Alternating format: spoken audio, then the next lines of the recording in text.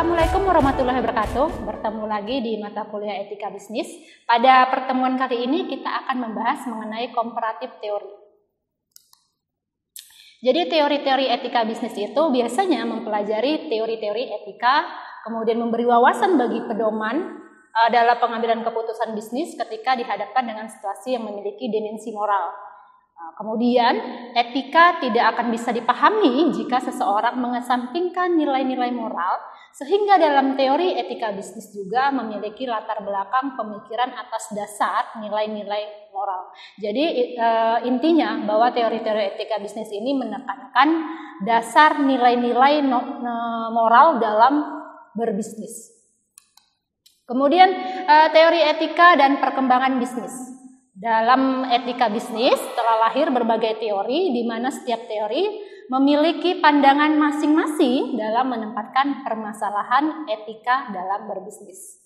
Nah, pada saat ini persoalan etika bisnis telah menjadi topik perbincangan di berbagai tempat, kemudian dibicarakan baik di forum seminar, kemudian di lembaga parlemen, kemudian mereka ini membahas khusus tentang etika dalam berbisnis dan mencoba melakukan kajian dari berbagai sudut pandang termasuk berbagai teori pendukung dalam berpikir.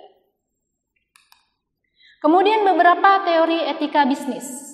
Teori etika deontologi. Apa itu teori etika deontologi?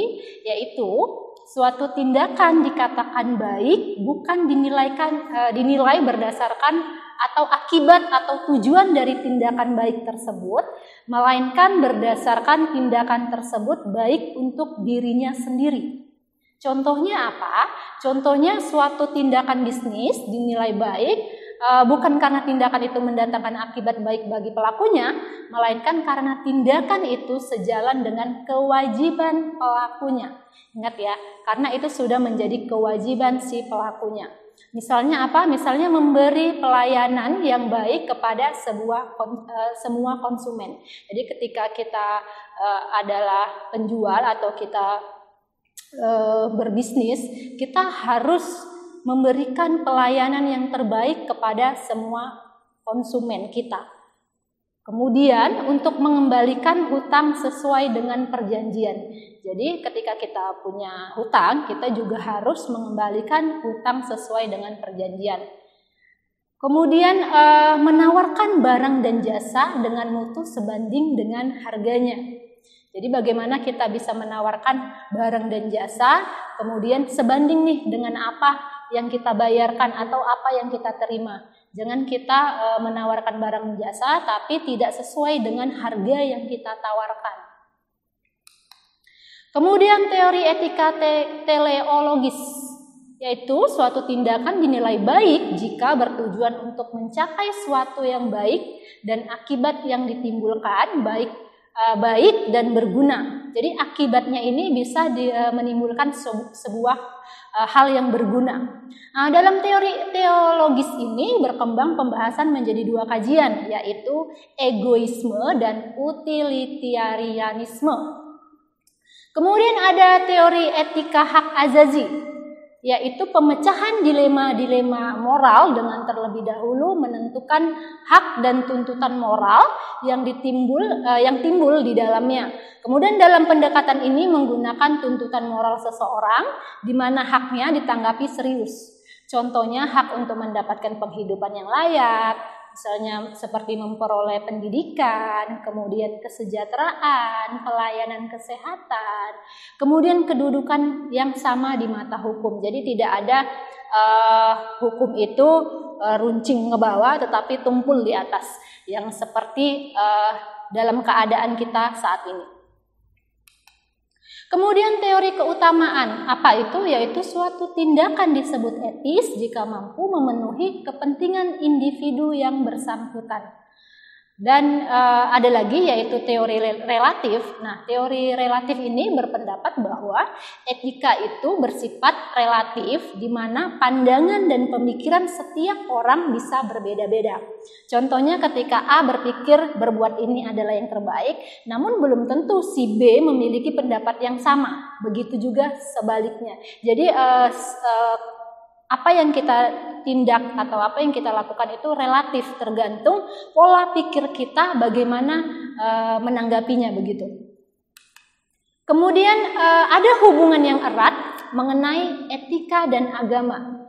Apalagi kita di negara yang menganut agama, bahkan agama ada di Pancasila, yaitu sila yang pertama yaitu ketuhanan yang Maha Esa. Kita adalah negara yang mengakui bahwa ada Tuhan, bukan negara barat yang ada beberapa negara atau orang-orangnya tidak mempercayai adanya Tuhan atau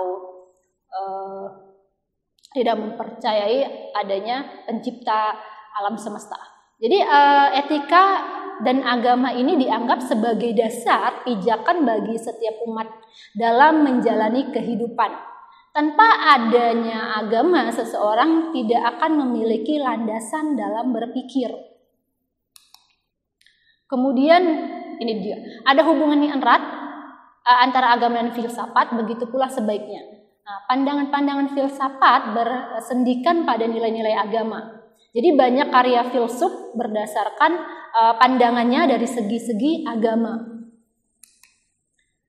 Kemudian masih tentang etika dan agama. Jadi negara Indonesia seperti saya katakan tadi merupakan negara yang berdasarkan kepada kepercayaan Tuhan Yang Maha Esa yang terkandung di dalam sila pertama yaitu ketuhanan Yang Maha Esa.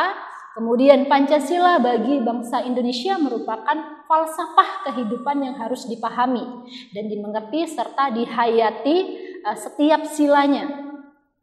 Khususnya sila pertama yang sedang kita bahas saat ini. Kemudian moralitas dan etika bisnis. Jadi moralitas adalah istilah yang dipakai dalam praktek dan kegiatan untuk membedakan baik buruknya aturan dan pengendalian kegiatan tersebut.